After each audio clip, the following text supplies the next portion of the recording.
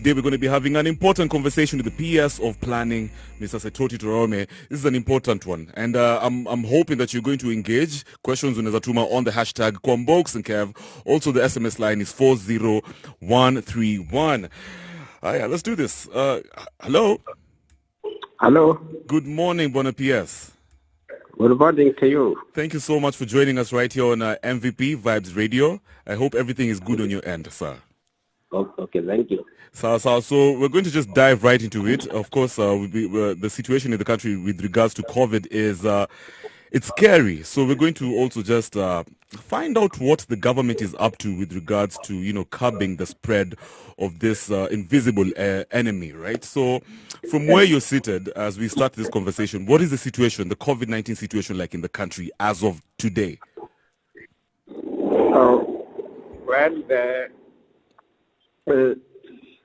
We are currently battling with the fourth wave, and due to the intervention deployed by the government, right, the situation is as bad as otherwise it would have been. However, there are some regions that we are concerned about, such as Nairobi, Nyeri, Mombasa, and Kilifi, among others. Right. But we are glad that to note that the rate of infection in the 13 red zone counties has shown signs of decline. Countrywide, our positivity rate is currently at 12.5%, right, which is a bit worrying. Yes. It's supposed to be at 5% according to the World Health Organization's recommendations. Yeah, for us to say that we are now safe, or we are at a better position, we should be recording not more than 5%. So what does that mean now that we are on 12%? Are we failing in the fight against this virus? No, we are not failing, because we could even be worse if we have not been emphasizing on people to observe the COVID-19 protocols. Right. These could have been worse. Do you remember there was a time it had gone up to almost, even in some counties they had reported about 28%. Exactly, Yeah, but when we are in 12%, we are better than the situation was. So, what exactly is the reason for the positivity rate going up with the with such a crazy rate? What can this be attributed to? This is actually attributed to a multiple of factors. Right. And it seems that many of our people are not actually adhering to the containment measures. And if all of us were, irrespective of our location, status, were to fully comply with the protocols, the situation would be very different. Right. So Bona PS, when we have conversations, especially with regards to the COVID-19 situation in the country here on the in the studio, and while we talk to some of our listeners, people are saying, we're tired, imambo ya curfew inafaa kuachiliwa, let's just get back to our normal lives like it used to be. And in fact, now you're having a situation where even Kenyans don't want to wear masks. Why is it so hard for people to adhere to these protocols, do you think? The reason is, the reason why people are not, it is because, this thing we started last year. Yeah. And when, for example, we say that we have been in curfew for a whole year, people feel tired, they get fatigued. But then when we relax a bit, the pandemic started biting us. Right. So the most important thing is for us to continuously adhere to these protocols. And time will come when we shall have what we call the herd immunity. Exactly. When we have herd immunity, that's the time now everything will be back to normal. But for the time being, let us sacrifice this time and we adhere to the protocols. And if possible, we follow all the protocols which are well done. With regards to the herd immunity, is there a specific timeline you're expecting us to get to that point? Yeah, according to the government plan that we have put in place, right, but at least by 2023 we should have that herd mentality, herd immunity, right, where about 16 million people, especially those who are over 58, right, and the target group like the health workers, security personnel, the teachers, and what have you, if we shall have vaccinated 16 million elders Kenyans by maybe December 2023, then we shall say that we have attained had immunity. Right. So I know with the government obviously has an aggressive program, or should I say strategy, of vaccinating, especially adults in the country by December. I think the president also said he gave us, I can't remember the number exactly, it must have been about 10 million by December. I don't think it's realistic, but why is it that this process for vaccinating Kenyans is proving to be a bit tedious? It's not only in Kenya. It's actually in many developing countries which do not manufacture this vaccine. You know, because this pandemic is all over the world. Yeah. And there are some countries, particularly those populated countries like India, US, Russia, Brazil. Yeah. Because the pandemic has hit those people a lot. First of all, they are concentrating there. And because we have not reached a point where we are manufacturing vaccine in Africa. Yes. So we are relying on supply from those countries. Either we use our budget or we get some donation from them. But when we get bit by bit, then I think we should be contented. We should use what we get, and then we wait for more. Right. Yeah. Right. So hopefully we'll get to those numbers soon. The other day we saw in Uganda that their government, they're actually building, they want to manufacture their own vaccines. Do you think that would happen in Kenya anytime soon? Yeah, we have the capacity. It Yes. can be done. Yeah. Yeah, it can be done. We have the capacity, and we are thinking on those lines. Fantastic. And as we move on, politicians, I mean, right now, if you look at the political environment right now, it's a bit aggressive. We're getting into that electioneering period. Is it possible to tone down, the campaigns? Is it really possible to control the politicians? Because we've seen in Nyeri, Kisumu, and in certain parts of the northern side of the country, where politicians have been holding massive gatherings. Is it really possible to tone down this political, engagements and gatherings?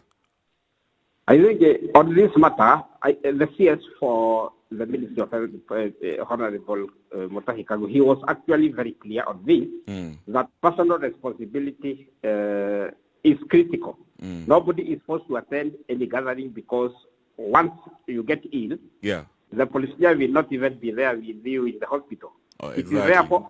It is therefore very important for our people to understand that this pandemic cannot be defeated by the government alone. Yeah. And each and every one of us must play a very critical role. Exactly. So Bona PS, before we take a short break, when what would you, first of all, the new variant that has been spreading ridiculously around, especially in areas like Nyeri, Muranga, and even in Kisumu, it is very lethal.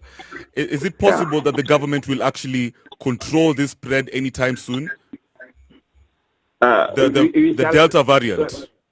The government will observe the situation. Yes. And, the government actually responds when the situation becomes worse. So when the situation changes, the government may devise other measures of making sure that it does not actually spread, including the lockdown, which has happened many times. Right. So it will not be a surprise if it is also done in specific areas where the spread is alarming. Right. So just hold it right there, Bona PS. We're going to go back into some music, and then we come back. We'll talk about the specific measures that your agency has put in place to limit the spread of this infection. Thank you so much. Let's keep it moving. Good morning. Vibes Radio.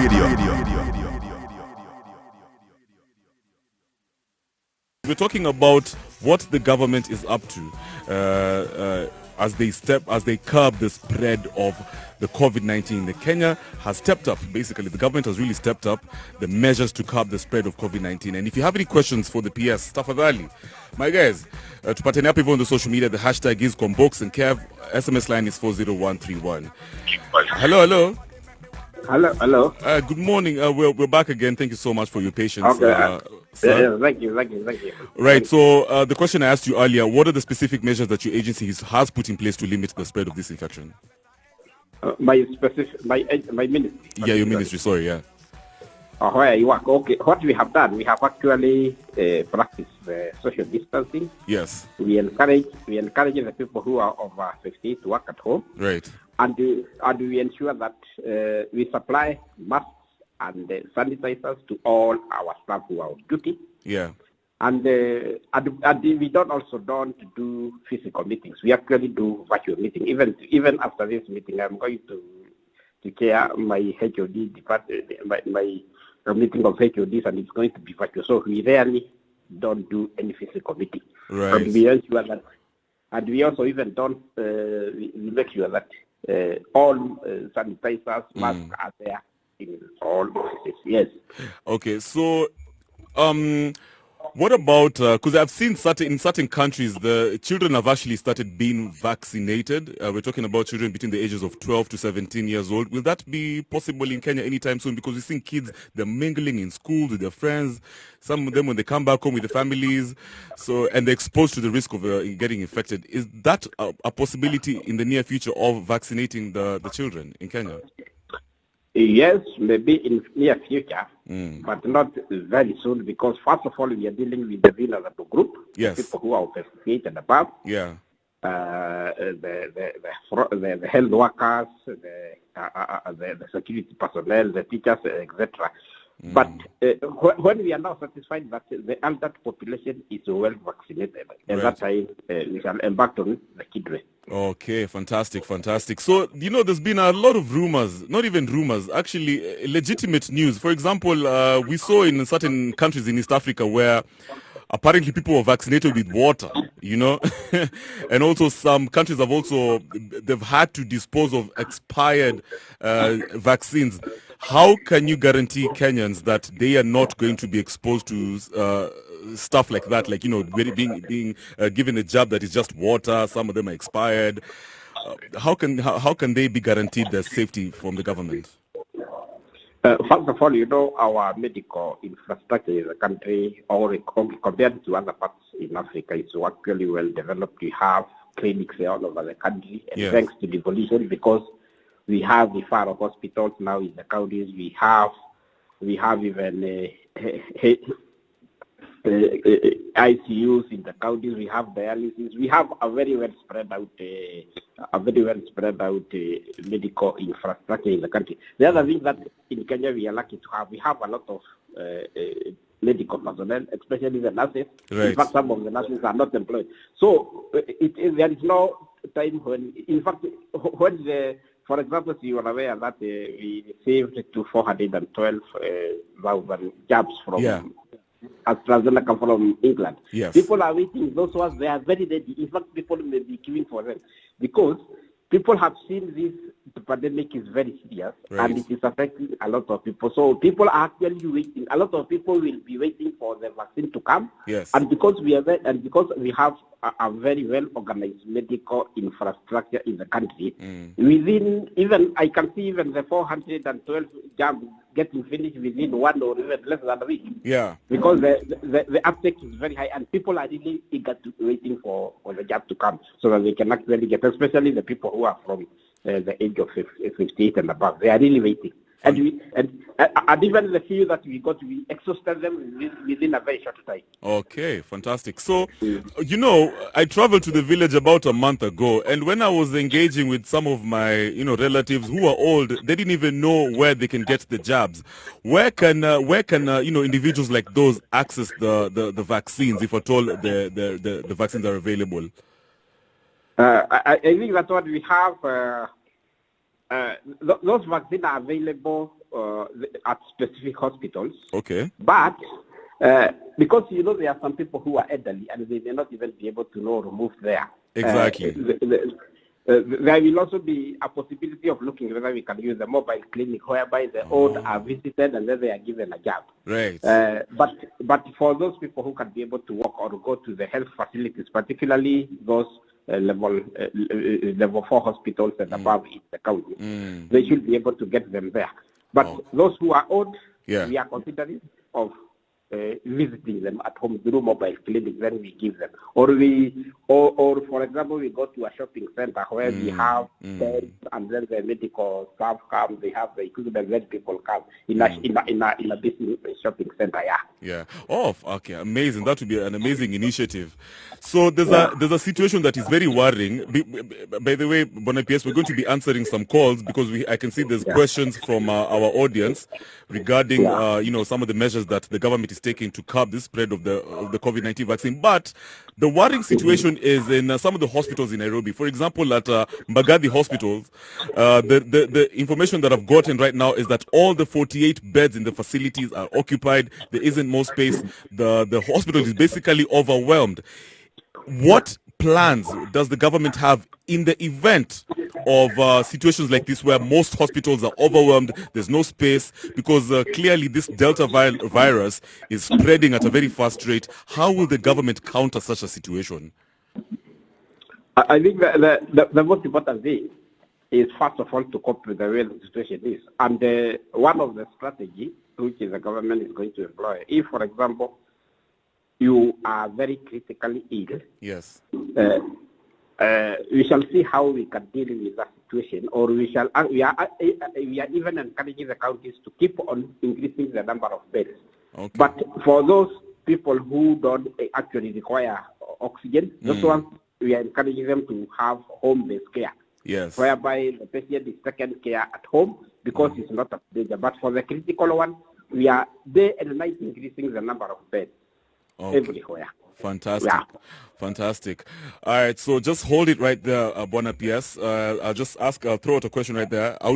So guys, if you have any questions for the Permanent Secretary of Planning with regards to what the government is doing to curb the spread of COVID-19, tafadhali pigeni simu right now on 0719-012-700 and ask your questions for him. Also, you can send your questions on our SMS line. It's 40131, as well as the hashtag on social media. It is Kwambox and Kev. Our handle is at Vibes Radio KE. Bona PS, as we wrap up, I'm just curious. Most hospitals apparently don't even have the okay, we've touched on the vaccine. So when it comes to politics, right? Because right now Kenyans are talking, is it really possible to okay, and I know you don't intend to be political with some of these answers. Is there a possibility of postponing the election in the event that the situation gets out of hand, this COVID-19 situation? Okay, from where I'm sitting, yes, I cannot talk about the election. Yeah. And also, the other thing that we have to understand is the fact that even during this COVID period, some other democracies have actually been able to hold elections. There was election in Ghana. Exactly. Yeah, there was also election in one of the largest and the biggest democracies in the U.S. You remember there was election. So, but we are hopeful. Yeah.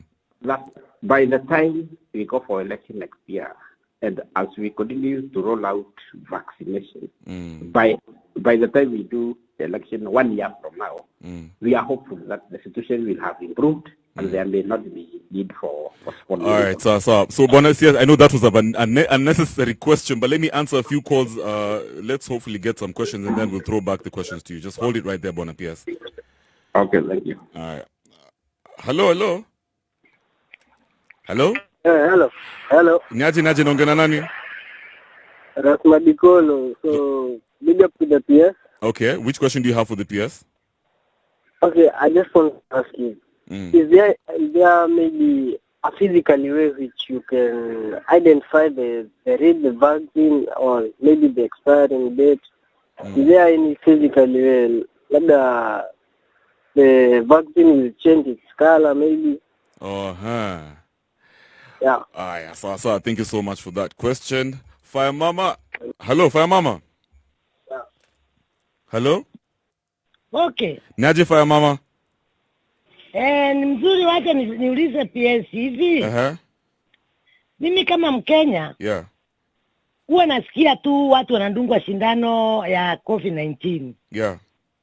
Hatujawahi kuona hiyo shindano. Kwani serikali inapagua wananchi yake ama ni nini inaendelea? Sababu sisi hatujawahi kuona hizo shindano hata siku moja. Asante sana. Tunasikia watu wanarundia mara mbili. Yeah. Hata moja sisi hatujapata, hata nusu hatujapata. Kwani si wa Kenya sisi? Yeah. Sawa. Mama, asante sana. Thank you so much. Patrick. Hello. Niaje Patrick? Mzuri sana Kevu. Yeah. Uko na swali gani ya Bwana PS? Wacha leo niongee na Bwana PS nimuulize swali hivi. Mimi nauliza yeye kwamba hao wanasema wananchi spread ya nini inaendelea kukua mingi. Na mbona wanaruhusu wanasiasa kufanya mikutano? Sababu wanasiasa akienda mahali wananchi lazima watajaa hapo. Yeah. Wanaweka mikakati gani kuzuia hii wanasiasa wasiende? Mbona hao washiki wanashika tu wananchi? Si wanasiasa basi washiki wawekwe ndani ndio kuwe serious kwa wananchi. Asante sana. Asante sana Mr. Patrick. Let's talk to Ras Ryan. Ras Ryan. Yes. Naje Ras Ryan round 2. Safi, yeah, maze round 2. So, I want to ask the PS. I think he has mentioned that by 2023, end of 2023, they'll have vaccinated most of the older demographic. Mm-hmm. So I'm asking, can he give us a timeline when the younger demographic will be widely and fully vaccinated? Okay, let's know up. Do they target, is it 2024, 2025? Yeah. Just let him give us a timeline. Bro, when you say under the demographic, what do you mean? What age specifically? Okay. Like guys who are under 18, or just young adults? Of course, under 18 and now young adults, 20s to around 30. Yeah, 20 to 30. Yes. Thank you so much, bro. Tehuti nimecheki ukitry call. Please call me back right now if you have any questions, my guys. #Combox and Kev. Tehuti. Yeah, Matara. Habari gani, uko fiti lakini? Niko fiti sana, labda wewe. Mimi niko poa, thank you so much. Any question for Bwana PS? Mimi question nataka kuuliza ni nini? Gani ni about this pandemic of corona. Why is it that it is the politicians who are dealing with corona, not the qualified doctors? It is the politicians who are advising us daily on what to do, telling us on what to do, barricading our things. Why is it not doctors who are qualified on medical levels to advise Kenyans on what to do about this pandemic? Because what we have seen with politicians is putting measures like telling police to arrest people for not doing this and this and this, but we all know that arresting people cannot help. Yeah. But educating people on medical basis, that can help so much. Yeah, for example, Matara, ukishikwa saa hizi na polisi kahari unawekwa, there's no social distancing, there's no hakuna social distance, hakuna sanitizing. Muulize hiyo swali, muulize kwa nini si daktari, ni politicians. All right, thank you so much. Bwana PS. Yeah. I hope you've had some of those questions. Na nitajaribu kujibu kwa Kiswahili. Sawa, wewe jibu tu kwa Kiswahili ndio wakupate vizuri. Kuna ndugu mmoja yangu ameuliza kuhusu kama mtaweza kujua kama hii chanjo imekuwa expire kama exactly. Kama kuna some symptoms. Unajua kama sisi wa Kenya hatujai kuwa na vaccine ile ambayo ime expire kwa sababu huwa tunahakikisha ya kuwa vaccine zote zile ambazo ama chanjo zote zile ambazo tuko nazo wananchi wanapata.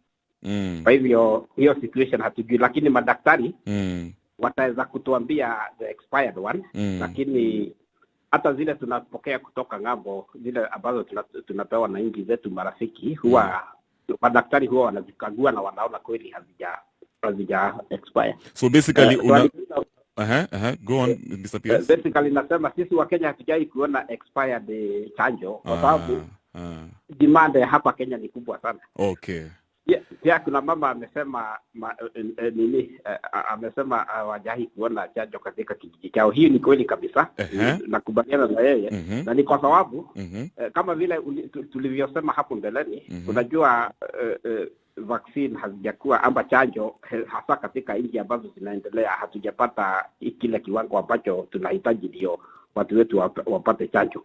Kwa hivyo lakini serikali kuna mpango tumeagiza na zimeanza kuja, na kwanza huu mwezi zitaanza kuja, kwanza hii mwezi wa 8 ndio tutaanza kupata hata zile zingine ambazo hazikuwa zimefika, kama unajua kuna Johnson na ile Pfizer. Exactly. Unajua hapa tu tukipeana AstraZeneca, hizo pia zimeagizwa na zikikuja kwa wingi tutahakikisha, serikali itahakikisha ya kuwa zimeenda katika kila kaunti. Kwa hivyo hiyo iko katika mpango wa serikali. Fantastic. Alafu kuna watu pia wameuliza kuhusu wanasiasa na hao ndio wanafanya exactly. Wanafunza watu na ndio na ni kwa nini hatuwezi, kama vile unavyojua wakati rais alizungumza, unajua baada ya kipindi fulani rais huwa anapatiana taarifa kuhusu vile tunafaa kufanya kuhusu COVID-19. Nafikiria wakati rais alitangaza, alisema akapiga marufuku mikutano yote ya kisiasa, na kweli haijakuwa ikiendelea, isipokuwa ni wakati kulikuwa na uchaguzi mdogo hapa Kiambaa. Wakati huo tu ndio mikusanyiko ya kisiasa, lakini mikusanyo ya kawaida ya kisiasa hatujaona ikifanyika sana. Kwa hivyo hiyo imepunguzwa. Okay. Alafu kuhusu, kuna pia ndugu yangu mmoja ameuliza kwa Kiingereza about the vaccination of the younger demographic. The younger demographic, that means the younger people.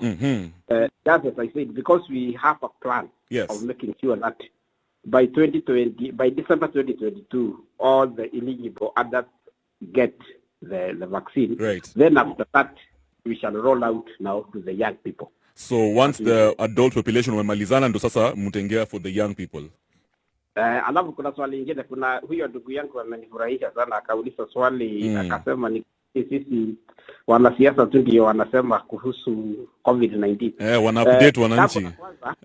Jambo la kwanza, unajua wataalamu wa afya kama madaktari, hao ndio wako na taaluma hiyo, hao ndio wataalamu. Kwa hivyo huwa wanaambia viongozi vidokezi kuhusu COVID-19. Alafu kwa sababu wanasiasa na sisi public servants tunajua kucommunicate na wananchi, sasa sisi tunaenda kama mimi kwa mfano nakuja hapa kwa radio na waeleza wananchi, lakini ukweli ama the facts ama vidokezi kuhusu ugonjwa huu wa COVID-19 huwa tunashauriwa na madaktari. Kwa hivyo madaktari ndio wanafanya ile tunaitaka technical work, alafu nao viongozi warai na kuwahamasisha wananchi. Okay.